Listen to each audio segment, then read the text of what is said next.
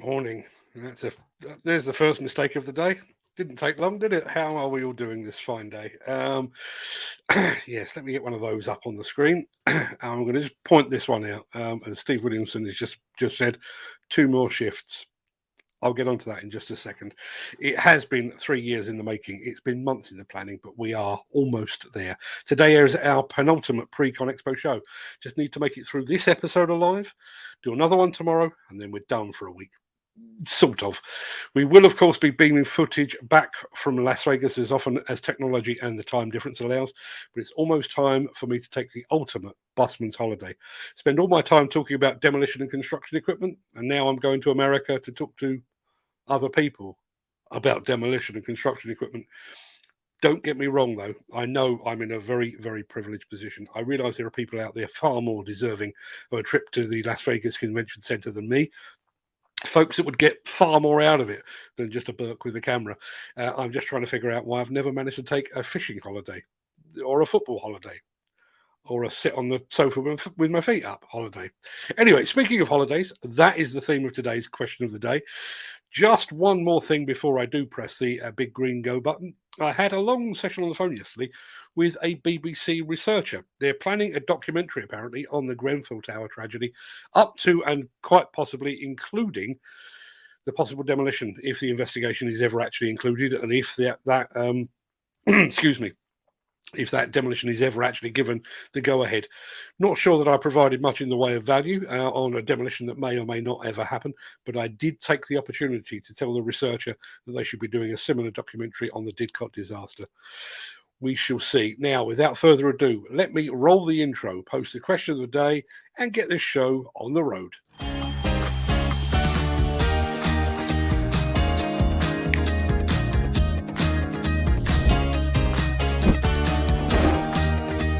Welcome to the Breakfast Show. I'm your host, Mark Anthony.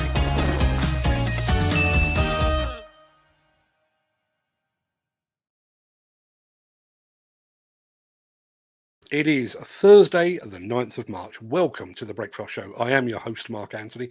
In today's show, Liebherr couples up with Solidlink. Case ducks fly the nest, and Manitou looks forward to a connected future. Plus, Wacker Neuson is betting on its dumper range for Las Vegas success. Try saying that with somebody else's teeth in. And we'll get to all of that in just a second. But first, let's see who among the rich and the shameless will be celebrating a birthday on this day of days. Happy birthday! And it's many happy returns to composer Samuel Barber, the man responsible for Adagio for Strings, one of my favourite pieces of classical music, although I have to admit I prefer the Ibiza-based, what's his name, William Orbit version. But it is Samuel Barber's birthday today. Also, happy birthday to crime author Mickey Spillane. Happy birthday also to the first man in space, Yuri Gagarin, to chess master Bobby Fischer, singers Jeffrey Osborne and ABC's Martin Fry, and to pro wrestler Rick Steiner, to actor Oscar Isaac, US soccer star Clint Dempsey, and to actress Brittany Snow. Many happy returns to them, one and all. Now, before we actually get started proper, here's a very quick reminder of our question of the day.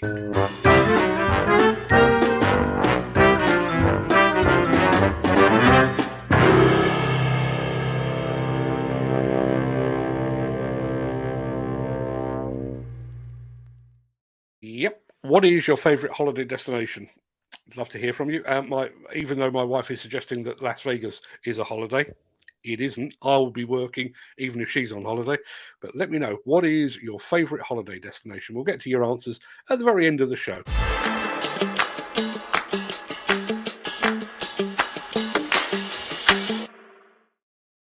If I said to you the words quick coupler, what name springs immediately to mind?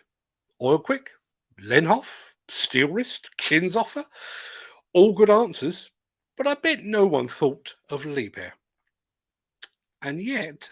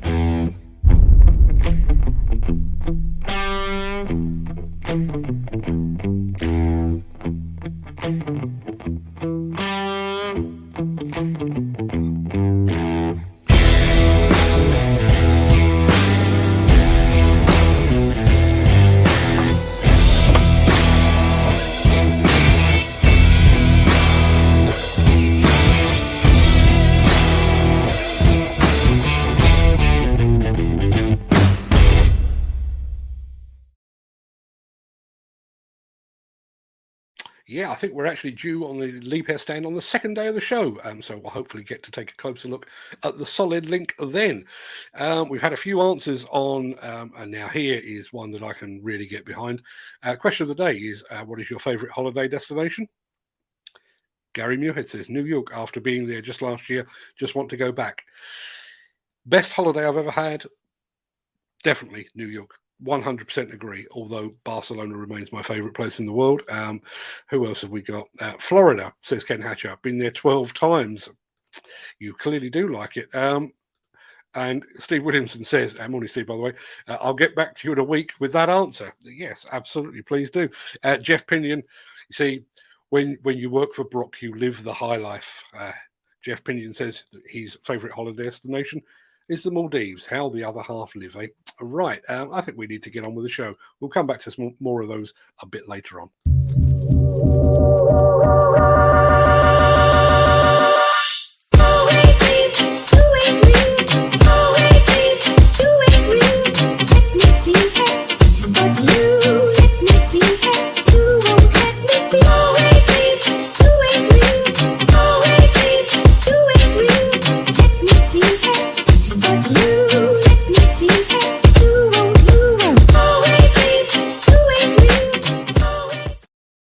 Do you remember those heady days when construction equipment was required simply to move material from one place to another?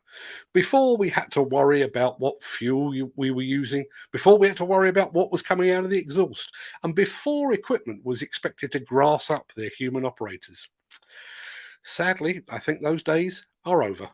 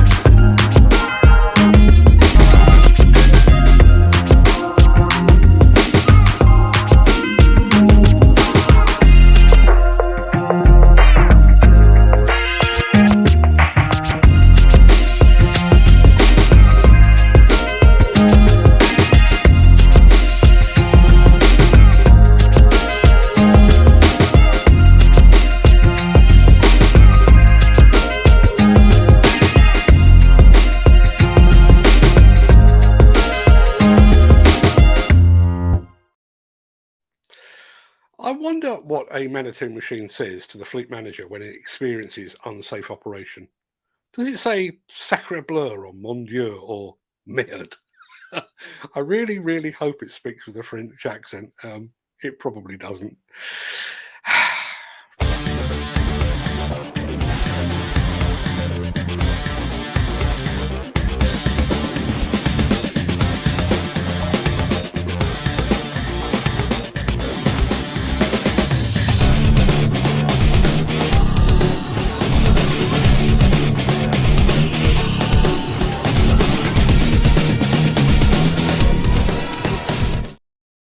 Right, we're about to look at case-wheeled excavators, or ducks, as they're known in the trade, which means I've just got a few seconds in which to cram in as many duck puns as I possibly can. So, the new case ducks have left the nest and are ready to take flight. They're taking to construction like a duck to water, actually, and they haven't fallen foul of any hazards as yet. I think I'm done.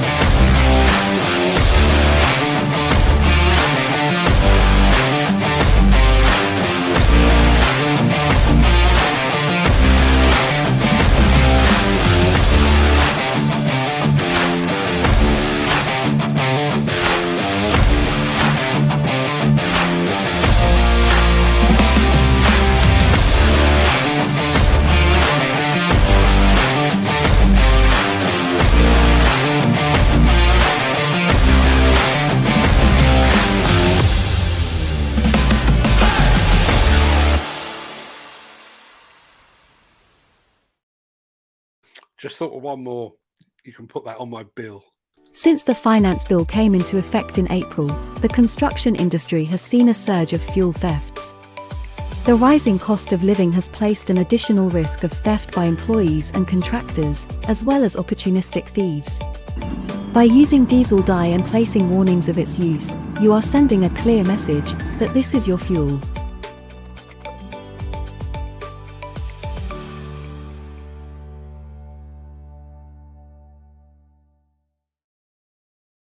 Just going to throw this up on the screen. Steve Williamson, morning Steve. That is an impressive looking case duck. Really have upgraded from their previous versions. They certainly have. There was actually a virtual case launch last night ahead of next week's Con Expo. I couldn't make it, but I have got the details here. But they've got, I think it's new wheel loaders, new compact loaders, new backhoe loaders, and obviously the new ducks as well. And as Dan Cullen says, morning Dan, by the way, those case ducks look good. They certainly do. Now, obviously, the tens of thousands of people flocking to Con Expo next week will be keen to see the big kit, the huge excavators, the big cranes, the massive dozers and dump trucks. But don't worry if you're into smaller items of kit, because Wacker Neuson have got you covered.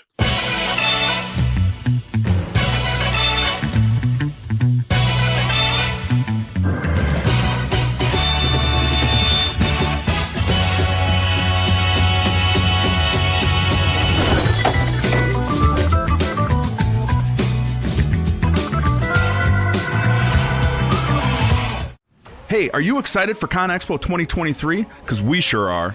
Here's one of the many things Wacker Neuson will have on display at the show. My name is Brandon Roach. I've been here for 5.5 years. I'm the district manager for North Texas. Big fan of our dumper line. We sell a lot of them into the North Texas side.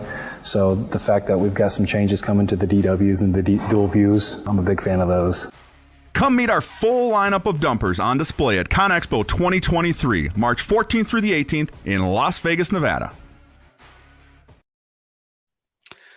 I have a confession to make. I can't even remember if Wacker Neuson are on our shoot list for next week. I may need to go and check that. I guess all will be revealed when we touch down stateside in just a few days from now. I think we're getting to the point where we can all sit back and have a chat. Sorry to interrupt the guy with the funny glasses, but if you're enjoying this video, please hit the like button as it helps our channel. Or, better still, share this video with a friend or a colleague. Thank you. Right, back to Beardy. Right, that pretty much wraps up the main part of this morning's show. I'm going to roll the outro in just a second before leaping gazelle-like over into the chat to see what you're all saying today. So if you can't stick around for that, then please stay safe, look after yourself, your family, your friends, and your colleagues. Have a great day, and thanks for watching. But if you do have the time and the inclination, I'll see you on the other side of this for the crack.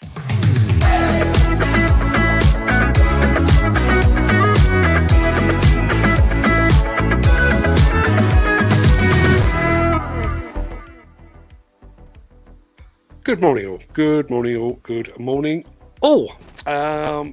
going to go straight to the bottom of the chat because the last comment that came in was from my mate Nick Drew, who is packing his suitcase shortly at Heathrow in the morning. My wife has been packing for 2 days already. Lord alone knows how long she thinks she's staying, but yes.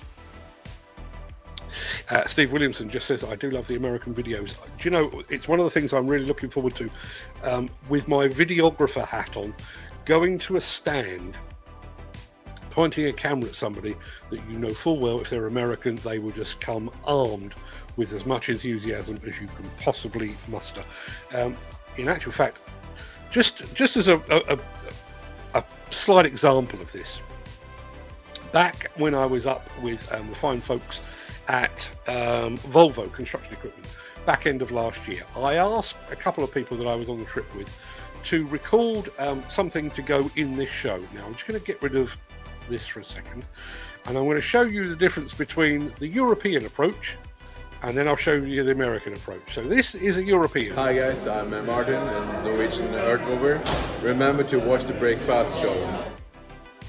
See, got his point across, quite subdued. Then I asked an American. Hey, what's up guys? It's DJ Go Ham. You are watching the Breakfast Show. Hey, what's up guys? Shut up. That's what Americans bring. They just bring oodles of enthusiasm, which, as I say, makes my life a whole lot easier. Right, I'm going to go back to the very beginning of the chat, and Ken Hatcher has obviously wet the bed this morning because he was first off the mark.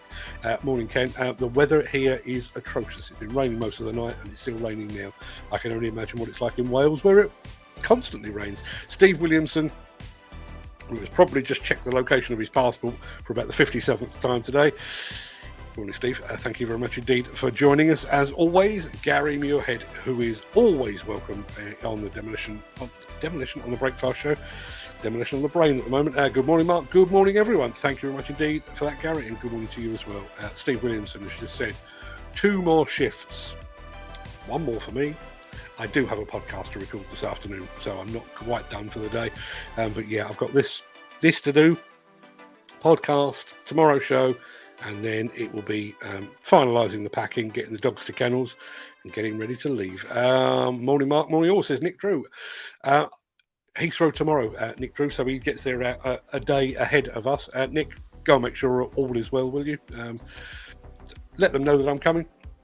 I'm sure the red carpet's already laid out anyway, but just in case. My mate Jeff Pinion's here as well. Good morning, Mark, and all. If anybody ever needs to know anything about demolition robots in general, or Brox in particular, Jeff's your man. Go find him on Facebook or on LinkedIn as well. And tell him I sent you. Dan Cullen's here as well. Good morning, everyone. Good morning to you as well. Mick Norton is in the house. Morning, Mick. Thank you very much indeed for being here. I think we've got a long coming from you coming up.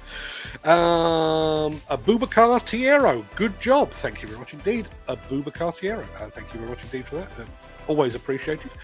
Another great show, and thank you for your support and content, Mr. Anthony.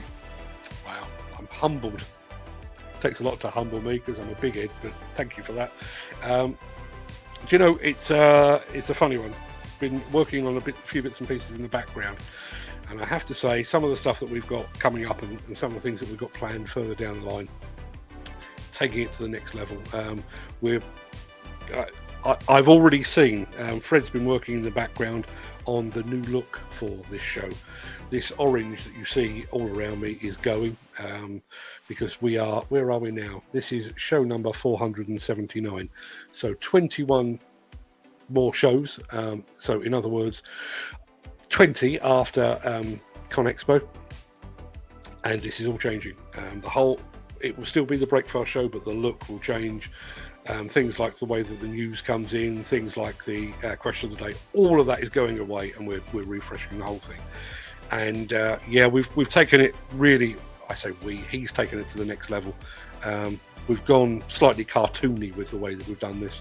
The next step up is really looking pretty damn slick, I have to say. Can't wait to share that with you. Maybe we'll give you a sneak preview at some point. Jim Turner's in the house as well. Morning, Jim. Thank you very much indeed for joining us, as always. My question of the day was, as you all know, what is your favourite holiday destination? Best holiday I've ever had, New York. Favourite destination, Barcelona. And we've got the trip to Con Expo in a day or two's time. I'm planning to go to Italy at some point a bit later in the year, but I'm determined, absolutely determined, to get myself and the good Mrs. Demolition News over to Barcelona, possibly for a long weekend, because we've been away for about 3 years, and it's about time we got back. If anybody knows Barcelona, there is a little square, the name of which has gone completely out of my head. The Plaza Real, I think it's called. So if you're walking down Las Ramblas towards the sea, on the left-hand side there is a little square, kind of off the beaten track, and there is a restaurant over in the corner there. I personally believe that Spanish food is right up there with some of the very best. I believe it to be as good as Italian and definitely better than French. And that would be my perfect destination. So I'll keep you posted on that. Ken Hatcher has been to Florida 12 times. You really are a creature of habit, Ken, aren't you? With your Friday night pizza and your 12 visits to Florida. But then again, if you like a place, how many times have I been to Barcelona? I reckon that's about a dozen as well, so I'm no better than you, Ken, I'm afraid. Right, so Mick Norton, I said there was a longer comment coming up. Anticipating a trip in the M62 corridor later today, I tuned into local radio for a weather forecast. The PC announcer reliably informs me there is a yellow warning for the M62 and the snow will be disruptive. Give me strength. I know that a little bit later on, when we get down the chat here, Nick Drew does mention, now, bizarrely, we just had a real spike in the number of people watching this. Don't know what caused that. We had a real spike go up then. Nick Drew is talking about all things Finnish. You see how Finland works when it snows. It does. It works. It carries on regardless. And yet, here, somebody even mentions the word snow and we all start to drive more slowly. Wouldn't like to know the cost of that. I think that's Steve referring to that Liebherr Solidlink quick coupler. Yeah, let's be honest though, we've said it before and I'll say it again, Liebherr, in my humble opinion, not that my opinion counts for absolutely anything, but in my opinion, Liebherr machines are the BMW. You get what you pay for. Quality machine, although I think somebody will be slightly disputing that in just a second. Question of the day, my favourite place is in cab of machines. Most UK seaside areas are why go foreign when you have beautiful country and support local economy. All good points, and I have to say I came very, very, very close to living in Eastbourne for that precise reason. It didn't work out, and which is why I'm currently living in a rented house. Sold our last house to move to Eastbourne, didn't happen, and now I'm biding my time in a rented house. Go figure. Question of the day, Gary Muirhead, New York, after being there last year, just want to go back. It is, unless you've been, you just don't know. It is an astonishing place. I literally walked around New York the entire time I was there, and bearing in mind I wasn't going there, and my wife for my 50th birthday had been planning to take me on the Stephen King tour in Maine, New England, but because of blizzards and stuff we couldn't get there, so we ended up being diverted to New York and made the most of it. And I literally spent the entire time I was in New York just big grin on my face, in awe of the place. Can't wait to get back there either. Las Vegas is just a mad place, not really a holiday, and it eats money. It does. It does. Well, it does, and it doesn't. There are bits of it that I actually find more cost-effective than they are here. I reckon I'll be eating out in the evenings cheaper than I would do in London, and that is traditionally the case. And it is, it is a mad place. And I've, up until the last Con Expo, I think I've probably been there, I don't know, 8, 9, 10 times. And I always used to say to people, it's a place you should go at least once in your life, but don't go for any more than a week. And yet, the last time I went, obviously I was with number 2 son and wife as well. Not number 2 wife, first wife, the only wife, just in case she's listening. And had an absolute blast, and genuinely can't wait to get back there again. Question of the day, favourite holiday destination? Jeff Pinion says the Maldives. My best mate, sadly no longer with us, went to the Maldives for his honeymoon. I may have mentioned this before, but I'm going to throw it out there anyway because it does still make me laugh, even though he's not been with us for close on 10 years now. Went on holiday to the Maldives, and he said it is absolute paradise. but there really isn't a bundle to do there. So on one day, he and his new wife decided to take a boat trip to a neighbouring island, which was known as Chicken Island. Well named by all accounts, because when he arrived, they were dropped off by boat. They had to paddle to shore because there was no actual dock as such. And it was basically a deserted island. There was nowhere to do anything, but there was a lot of chickens. Chicken Island. Go check it out. You'll come back with bird flu. I'm sure you have a fantastic time. Steve Williamson says, Steve Williamson, cheap years ago. I think that's referring to Florida. Yeah, not so much these days, I don't think. Ibiza back in the day, says Steve Williamson, the raver in our midst. Been 5 times with the lads, was just brilliant. Yeah, isn't it weird how you do that? I went on a football tour back when I was playing football. I went on a football tour to Mallorca. We played we played 3 local teams while we were there, including one. I don't know quite what the Mallorcans thought they were getting, but they actually played one of the matches in an actual stadium. A stadium. I was pretty good, but I wasn't stadium good. And I do remember, just as an aside, because we were playing in the stadium, our team manager had actually bought us all new shirts, and they were a really, really fetching shade of pink. But we didn't find that out until we arrived at the stadium and they were already hung up in the changing rooms. Yeah, hard to live that down. But the point I'm making is we actually stayed in Magaluf, Shagaloof as it's now known, and you can imagine 22 young lads there. It was carnage.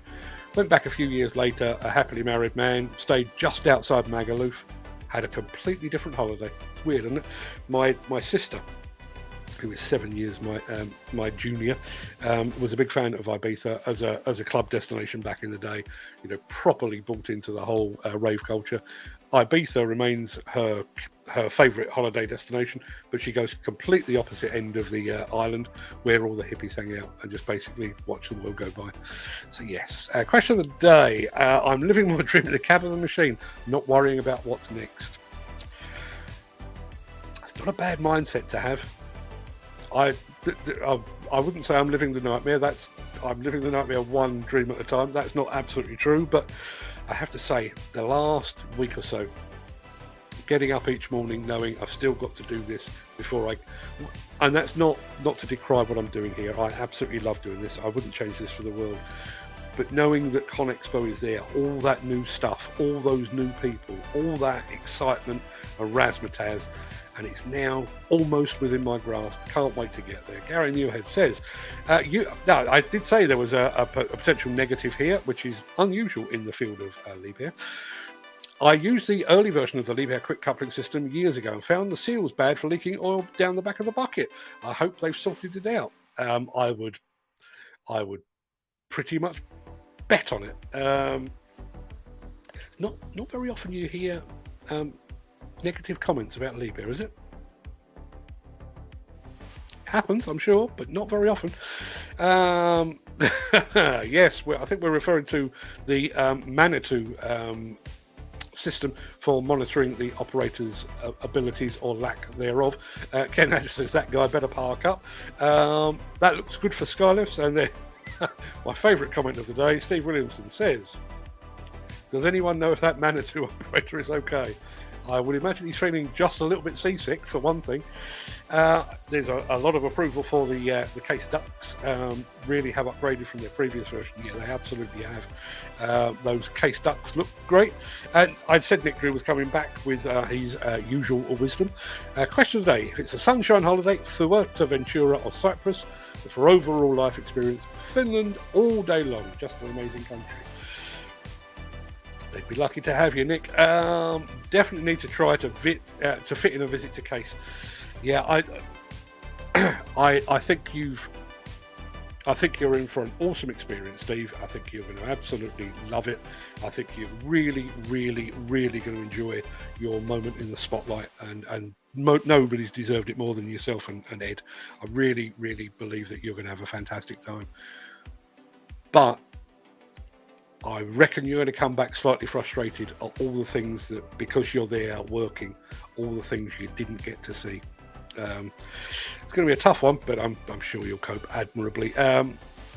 Gary Muirhead says, remember driving the old 588 and 688 K-Stucks years ago? My God, they were bad. Yeah, but then when with the benefit of hindsight, and I know there are certain machines, I think that we've chosen to ignore the downsides. We look back through rose-coloured spectacles, or blue ones in my case. We look back through rose-coloured spectacles and think about machines of old through a haze of sentimentality. Oh, it was a lovely old machine. Compare anything from 20 or 30 years ago to what we have today. They were uncomfortable, they were noisy, they were smelly, they were hard to operate. Virtually everything we have today is better than what we had 3 years ago, 5 years, 20 years ago. Let's have a look. Mick Norton says, I would respectfully suggest. You can tell this is going to be serious when somebody respectfully suggests. I would respectfully suggest that the Liebherr suggestion that the quick coupler pin should be visually checked for security, with the caveat that the operator should get out of the cab and check rather than chances like on-screen instrumentation. Is that not why we have quick couplers? Because we couldn't rely upon operators to do precisely that? Is that not the case? Am I being overly critical? It's not in my nature at all. Steve Williamson says, I do love the American videos. Yeah, so do I. So do I. I think it's part accent, part enthusiasm. There is a thing.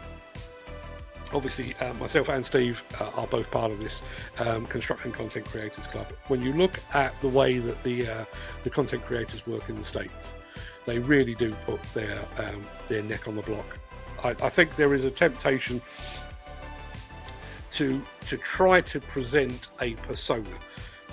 I can't, because I'm doing it all day long. This is what I look like. This is what I sound like. Anybody that's met me in person will know there is no change. I mean, I do tend to ramp things up a little bit from time to time, particularly if I'm cheesed off about something, but by and large, this is what you get.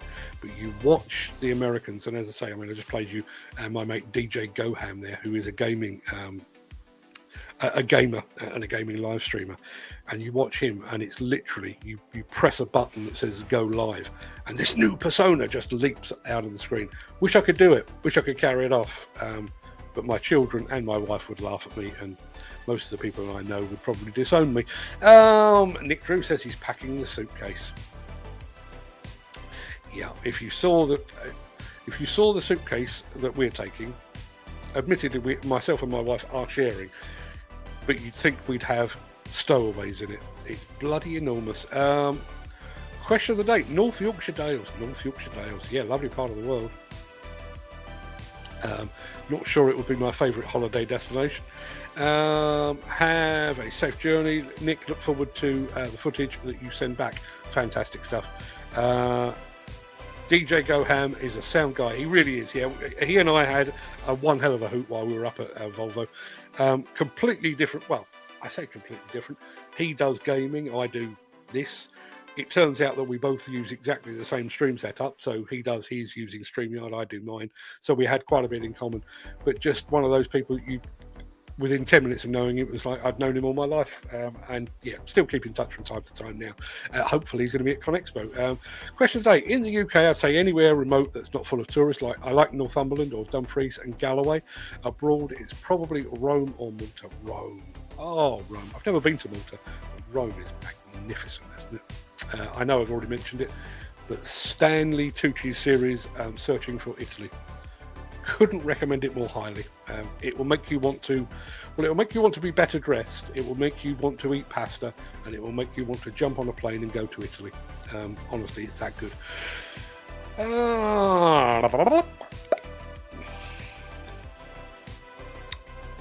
Got another message today from a company near Las Vegas. He has arranged for me and Ed to arrive on their site and go off some big machinery, and he is smoking some burgers and brisket for an on-site barbecue. That alone, you can't wait for.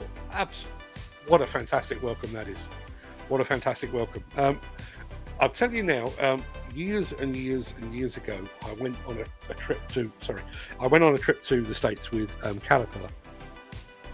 And we stopped at a barbecue joint We took over the entire place, and it was one of these places where you grill your own food. These huge barbecues, 20, 30, 40 feet long. Big refrigerator full of meat that you helped yourself to, and you cooked it. And I was actually sat with an American, and he said, this is where you tell the Brits from the Americans. So the Americans would choose a steak of maybe 20 ounces. Big, plenty big enough, but they'd go and put it on the really cold part of the barbecue, or the cooler part of the barbecue, go to the bar, have a beer, go back, turn it over, go to the bar, have a beer, go back, turn it, really, really relaxed and everything else. And then came the Brits, and the Brits were taking out steaks of 40 ounces, and they were putting them basically on the fire. The hottest part of the barbecue, smack bang in the middle. These things were black, charred on the outside, and still mooing in the middle. That's how you tell the Brits from the Americans. Obviously, the other clue is the fact that the Americans probably poured cheese or maple syrup on it, but there you are. A question for the question of the day. How many explored areas outside of the holiday resorts or hotel bars? It's what I see. Lots of people go on holiday and stay in the hotels and pools. I don't understand that. I really don't understand that. And even just from a cost perspective, the last couple of major holidays myself and my good lady have been on cruises, Mediterranean cruises. And one of the places where I think this is most distinct is in Genoa, in Italy. So you get off the boat at Genoa, the ship. You get off at Genoa. Now, bearing in mind, Genoa is apparently it is ground zero for pesto. Anybody else likes pesto? Say yay. It is ground zero for that. All along the front, all along where all the cruise ships dock, there are pizza parlours and pizzerias and all these sort of things. You go one street back. Just to reiterate, those pizzas come in at 10, 15, 20 euros a pop. You go one street back, literally cross the road and go one street back, and you are now eating with the Italians, where your pizza is about 2 euros and is much, much nicer indeed. Dan Cullen says, me too, Jim. Las Vegas is only expensive if you want to go on the big fancy places. I'm renting an F-150 pickup for a day, only costs $32. Yeah, absolutely. Your sister sounds great. She is. Yeah, she is. Which reminds me, I do owe her a phone call. I got asked loads at Balmer that the oil Craic having a slight leak. The amount of times I had to explain to them that I'm changing attachments 200 times a day doing the demo driving, not just a standard, maybe 10 times a day on site. Yeah, that is worth knowing. Yes, Mark, true, but they had no heaters. No, yes, older machines. They had no heaters, no radios, no noise reduction cabs, and probably most had no windows. The classic old excavator. Yeah, absolutely. Again, going back to my trip to Volvo, they take you around the Monktail Museum. You see some of the old machines there, and there was one machine that I remember very, very well, where the cab, basically the cab was in front of the engine, and there was no divide. There was sodding great engine behind your head, so you can imagine the noise and the heat. And the seat was a wooden bench. You tough old operators out there, how would you get by with your ass on a wooden bench for 10 hours a day? Not funny, I wouldn't have thought. Yes, the machines of today are more comfortable, more sophisticated, but the operators of 2023 struggle to match the competence and dedication of those at the levers of yesteryear. Is that true? Is that true? Is that true? I wonder. I think the old school operators on proper levers, I don't mean joysticks, I mean on actual levers. Yeah, roughy tufty bunch, and I'm sure they were very good in their own way. But really, could they match the precision and the dexterity of the modern machine? You watch Steve or Ed on a machine with a quick coupler, and you pretty much allow them to pluck your eyebrows. I don't get my eyebrows plucked, just to make that absolutely clear, but you pretty much allow them to do that. Would you have done that with an old Drott, some hairy ass navvy at the controls of an old drop? Don't think so. Americans know how to barbecue. The Americans know how to do many, many things.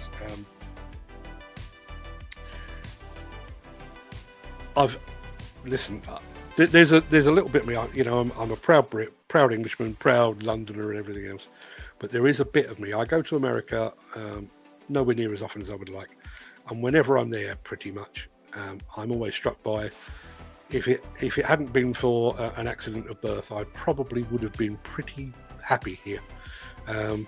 Love their enthusiasm, love the food, love the people. And American people, as I'm sure others will testify, American people here, when they come here on holiday, they tend to be loud and, excuse me a second, I've got wires coming out all over the place. They tend to be pretty loud and obnoxious. Why are American tourists so loud? Because that's the only way you can hear them over their trousers. That's the old joke. But find them in America, and they are the nicest bunch of people you could possibly wish to meet. I do remember years ago, I did a week working, part of it at gunpoint. That's another story.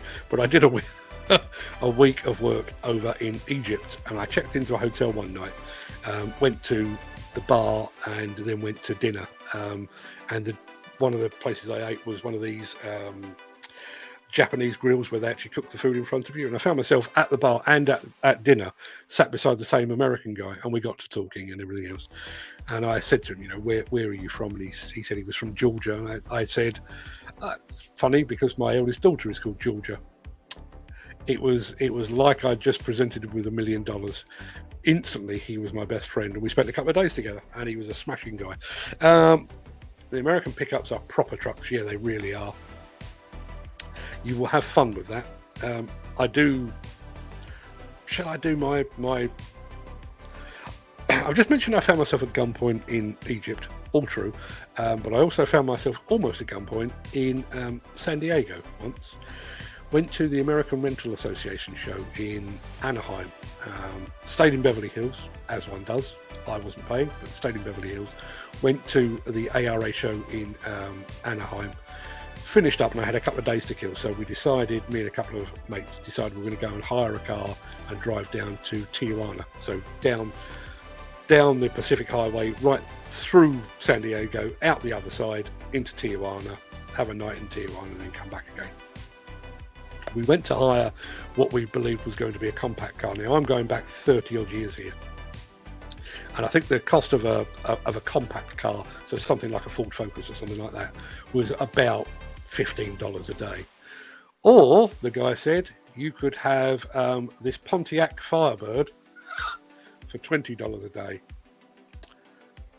Didn't take a lot of adding up. We had the Pontiac Firebird, 6.6 litre, solid grey eagle on the bonnet, and off we went. And unfortunately, although the song says it never rains in Southern California, it turns out it bloody does. But even though it was raining, we had the top down, and we were gunning down the freeway, and we saw, I mean, miles back, saw this blue flashing light. Looked down, and we were doing, I don't know, 75, 80, something like that.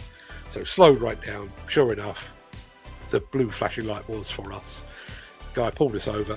Ever such a nice guy, you know, armed to the teeth, as all American policemen are, but said, you know, you can't be driving like that here, but, you know, take this one as a warning. And we said thank you. And he said, you're lucky you slowed down and I caught you. And we went, why? And he said, because there's actually an armed patrol waiting for you about 2 miles down the road. So, Steve, even if it's tempting, watch the speed limit, mate, will you, please? I've been on an 805B JCB, no windows, and I know them days the cabs weren't as strong, not have machines roll over, as you see now. So it begs to wonder what younger generation ops don't understand central gravity and capability of machines. Quite. Put today's card holders in my old 19 RB rigged as a dragline, noisy, smelly, freezing cold, sounds like me, but all put to one side for the joy of working on a 100% British built machine, built to last and not a laptop in sight. Oh, those were the days, eh? I've already done that one. I don't know what happened there. I think we've got the same comment twice. Stephen says, thanks, Mark. Listen, this show is designed to be an education. Don't get shot. There you are. That's my advice. I have to be honest here. I felt pretty on edge walking around Las Vegas last time, but maybe that's just me. You know, I find that a weird a weird thing. I consider myself to be fairly street savvy. I know the last time I was in New York, you very quickly get a feeling of this is a good street to be on, and maybe this isn't a good street to be on. Didn't get that at all in Las Vegas, and bearing in mind I was going off to the show and leaving my wife to roam the highways and byways of Las Vegas. At no point did I wonder about her safety at all. I think it's the same as anywhere. I will very quickly, as we're talking about that sort of thing, I will very quickly tell you a tale. There's a bit of London these days around like Shoreditch Way, which was notoriously like a no-go zone for many, many years. Shoreditch is hip and groovy now. It's all pop-up bars and restaurants and stuff like that. It's also become quite a big place for music venues. There was a report in the Time Out magazine about people being mugged on their way out of Shoreditch after they'd been to a gig of some description. And one of the guys they interviewed was actually a musician, and he said that's where people have failed to recognise. Yes, Shoreditch itself has been gentrified.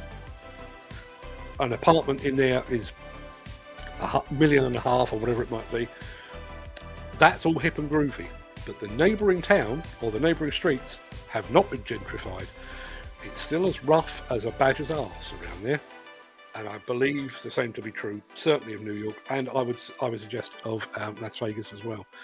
The Strip is all bright lights, big city, safe as houses, too full of people for any real crime to take place, and so on down the line. I think if you decide to take yourself off 2, 3, 4 streets away from the Strip, you do so at your own risk. And I would suggest, listen, I'm a Londoner. Grew up in South London, but they are exactly the same. Exactly the same.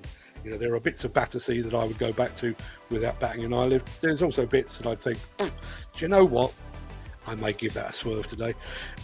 What's the weather like just now in Las Vegas? According to my wife this morning, it is 23 degrees or thereabouts when we get there. A Scottish guy and a Welsh guy, we will be fine. Yes. Are you taking a translator at all? Just asking for a friend. Just asking for a friend. Next week it says lows of 20s and highs of 26. That'll do. That'll do. To the point where my packing has a couple of light jackets in it, mainly for fashion purposes. But there are no jumpers, as far as I'm aware. There are no sweatshirts. It's t-shirts, baseball caps, and sunglasses. And the sunglasses, I think there are 3 pairs in the case at the moment. Could be 4 by the time I actually leave. So yes, I'm hoping against hope. I know we had one. I think we had one day, Nick, didn't we? Last time around, where it rained a little bit. Not much, but enough to slightly slow us down a bit. But yeah, if we were out there in the sunshine, I mean, 26 would be absolutely fantastic. One more to go, Mark. Yeah, we are almost, well, we're fast approaching the hour mark, and yes, we are getting there. The taxi driver that took us to the city of New York said, "Don't go to the Bronx." He stays in New York, and he wouldn't go there. Do you know this will sound like something I've made up, and I promise, I swear on the lives of my 4 children and my 3 grandchildren, this is 100% honest. Right? This is kosher. Just before myself and my good lady were due to get married, her sister had gone off to America to tour the States. Now, I think she did like 36 states in a year. And one of the places they went was obviously New York. They went to New York, they went to Manhattan and everything else. And on one day, they decided they were going to take the tour bus to the Bronx to see what the Bronx looked like. And the tour bus was armoured. It's absolutely for real. It was an armoured, the kind of thing that you would see on TV that was armoured to take high-risk prisoners to prison. That was how you toured the Bronx. And despite the best efforts of Rudy Giuliani back when he was mayor, I don't think the Bronx is that much better now. I know when my... just thinking, Gary, you went off to Cat's Deli. You lucky soul, you. What was it like when you were there? Because I know my son went to Cat's. He took the he took the subway, as you do, and he went to Cat's Deli. And he said at one point, he and his girlfriend at the time were walking through a park, and there was a guy basically sat there polishing his gun. Yes. Yes, and they give a bit of rain for the Wednesday. Oh, joy. And can you get your son to get me some good pics of equipment for use, profile pics, and my WhatsApp group, but need to be at a distance if possible? Much appreciated. I'll see what I can do, Dan. See what I can do.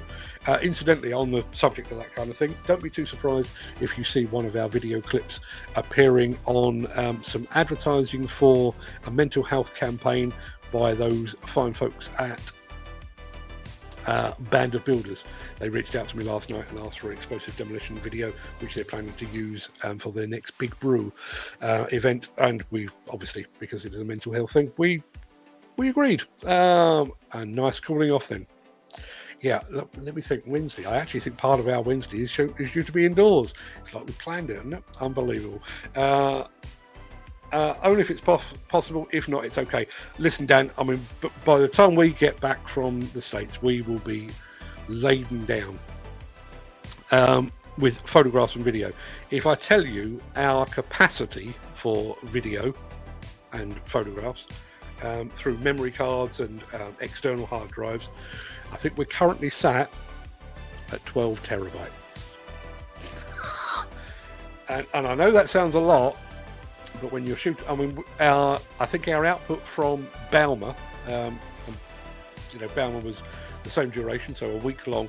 I think we did about 7 terabytes of footage out of Balmer. My guess is we will probably top that at ConExpo. So, Dan, what I will probably do is I will create a Dropbox or something like that. I'll put a bunch of photographs in there, and I'll let you all help yourselves. How about that? Right, we are now at. Where are we? We're at 53 minutes. I think that's plenty of time. I've got to go away and finish scripting and then record this podcast. Then I'm back here again tomorrow, and then that's it. You've got a bit of a break. Sort of. We will still be broadcasting, but I just won't be here to share in the fun of the fair. And nor will Steve Williamson. Won't the chat be? Oh, no, nor will Nick Drew. The chat is going to be so quiet next week. But please join in, enjoy. Have a great day, Mark, and thank you. No problem at all, Dan. You have a great day as well. Hope the weather isn't too bad where all of you are. Go have a good day. I'll see you again tomorrow for the final time for a little bit. Till then, have a good one. All the best.